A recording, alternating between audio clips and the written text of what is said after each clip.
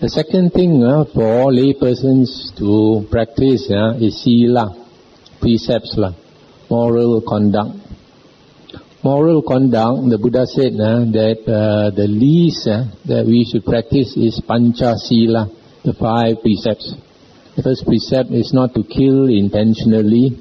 The second is not to take what is not given. The third is not to commit adultery. You already have a husband or a wife, not to find some other man or woman. And then the fourth is not to lie. And the fifth is not to take intoxicants, liquor or drugs, to the extent where you lose control of yourself. So these 5 precepts are very basic. It is so basic that if you break some of these precepts, you'll also get into trouble with the law. For example, if you go and kill somebody, you might get gantong, death sentence. Or you steal somebody's property, you'll end up in jail. You commit adultery, also you'll be caught for, in some religions, kalwat. Even if you are not a Muslim, also you get in trouble with the law, committing adultery. And then if you lie and cheat people, also you'll end up behind the bars. And if you take liquor or drugs and you lose control of yourself, also you get into big trouble. Sometimes people, if they want to cheat, want to con another person, you'll make that person drink until that fella a bit tipsy already, and make him sign something, an agreement. So sometimes we get cheated that way. Now actually, initially the Buddha did not talk about 5 precepts. He talked about 7 precepts, The first precept is the same, not to kill. The second is not to take what is not given. The third is not to commit adultery. These 3 are the same. And then the fourth also is the same, not to lie. And then the 5th, 6th and 7th has got to do with verbal karma. The 5th one is not to carry tales to cause people to quarrel and fight. For example, you hear A talking bad about B, you don't go and carry tales to B. They tell B what A said, all this rubbish about you and all these things, and then it cause A and B quarrel and fight. Patu api. So there's 5th precept. The 6th precept is not to speak coarse words, rough words, vulgar words. And the 7th precept is not to engage in idle gossip, wasting time, gossip, talking about other people and all that, wasting time. So the Buddha talked about these 7 precepts initially.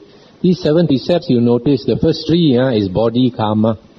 Killing, stealing, committing adultery is body karma. The last 4 is verbal karma.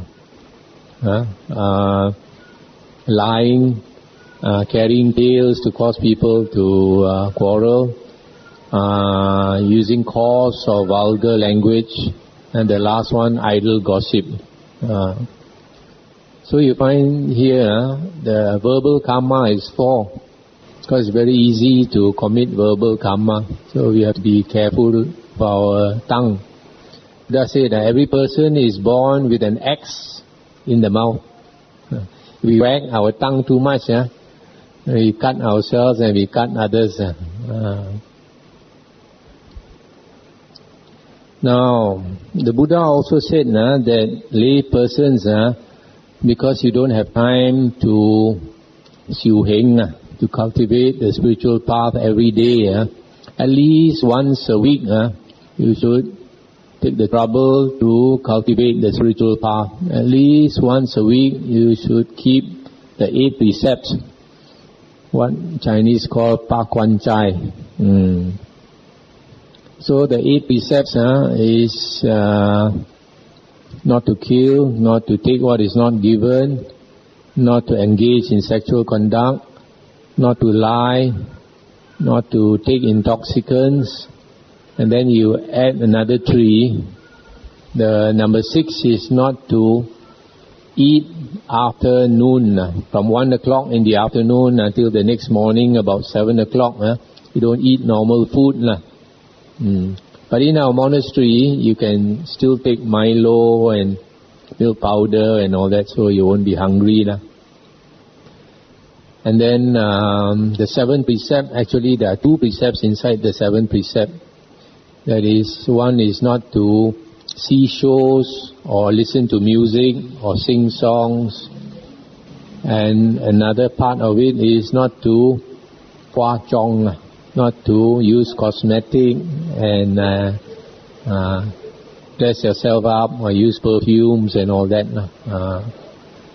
So this is the 7th precept. The 8th precept is not to sleep on high and luxurious bed. So these are the 8 precepts. So once a week, you should try to keep these 8 precepts.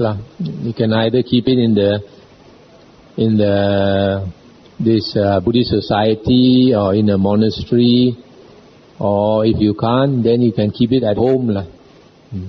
Last time, during the Buddha's time, encourage people to keep the 8 precepts on 4 days of the month. The lunar calendar or Chinese calendar, the 8th day, the 15th day, the 23rd and the 30th day. If no 30th, then 29th day.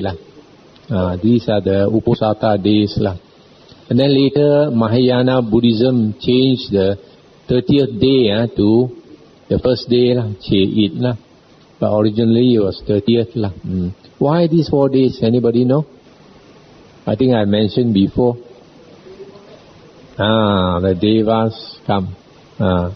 Devas come down to see whether the human realm people are keeping 8 precepts or not.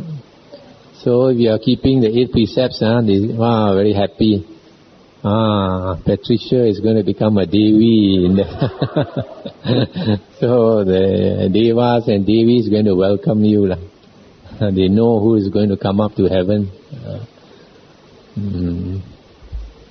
That's why they come and see, you see.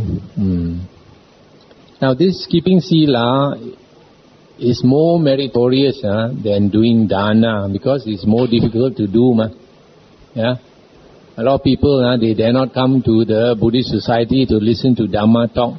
They say, after this Bhante tell me all about these precepts, if I don't keep the precepts, it will be a big sin. But if I don't listen, then I can plead ignorance. But you cannot plead ignorance. Now these Sila, if we keep the Sila, it prevents us from taking rebirth in the animal realm and the hell realm. You know the character of animals. First one is very fierce, right? Animals tend to fight and kill.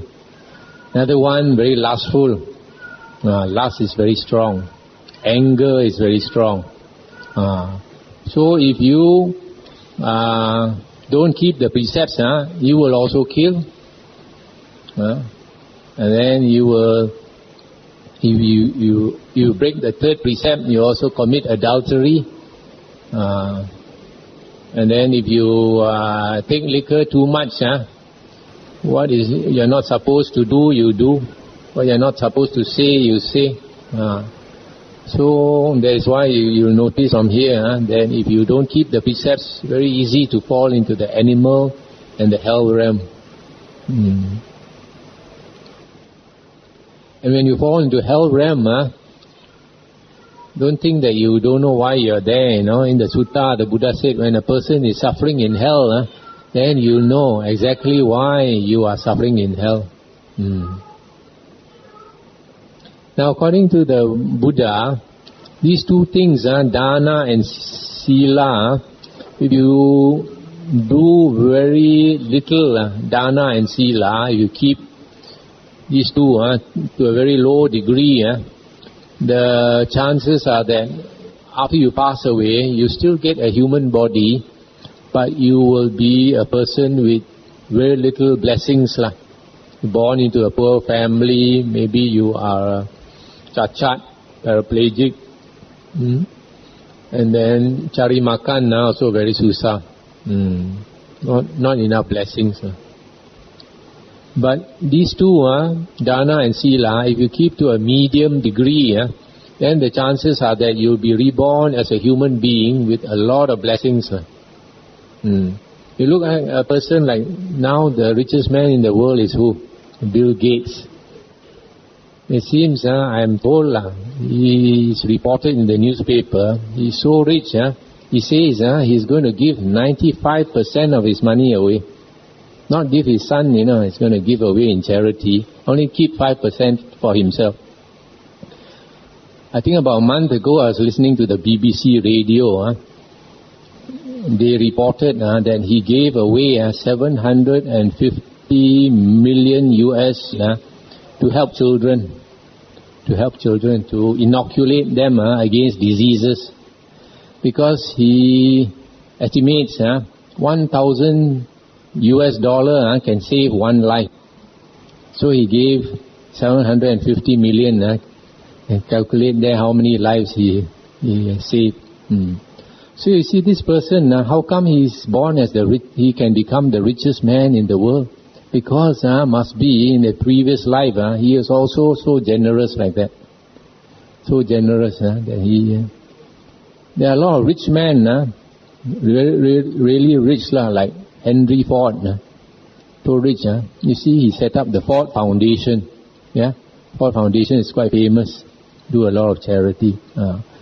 Very good, these orang putih, these people, when they are very rich, they do charity to help a lot of people. Not like our Chinese. Chinese, you have money, they only think of the children. And sometimes only think of the sons, not even the daughters. Very selfish.